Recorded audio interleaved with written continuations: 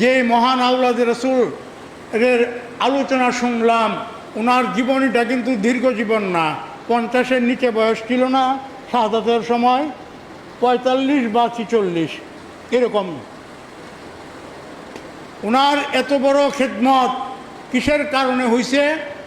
ওই যে শয়তানের দুশ্মনী উনি সাথে সাথে অনুভব করতে পারতেন, কোনো খপ্পরে শয়তানের প্ররোচনার শিকার হন নাই, আল্লাহ ওনাকে হেফাজত করেছেন। এক। দ্বিতীয়ত, ওনার এই অল্প দিনের ওই যে তাকওয়ার উচ্চ মাকামে পৌঁছে গেছিলেন, যার কারণে শয়তান ওনাকে কাবু করতে পারে নাই। ওনার দ্বারা আল্লাহ তাবারক ওয়া তাআলা ইসলামের খেদমত করাইছেন, বাস্তবে জিহাদ করায় প্রমাণ করেছেন, ওনার শাহাদাত নসিব হয়েছে।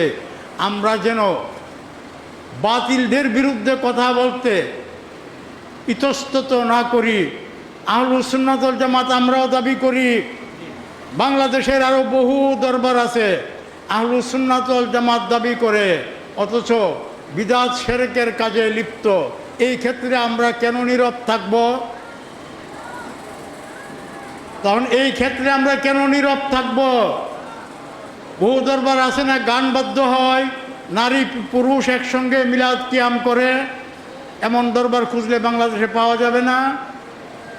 মাজারের সেজদা অহরহ চলছে, পীর সাহেব নিজে সেজদা মাজারে করেন, আবার পীর সাহেবের পায়েও সেজদা করে। এরকম দরবার কি বাংলাদেশে খুঁজলে পাওয়া যাবে না? কিন্তু তারাও আহলুস সুন্নাত ওয়াল জামাত নামে পরিচয় দিয়ে নিজেদেরকে প্রচার প্রসার করে।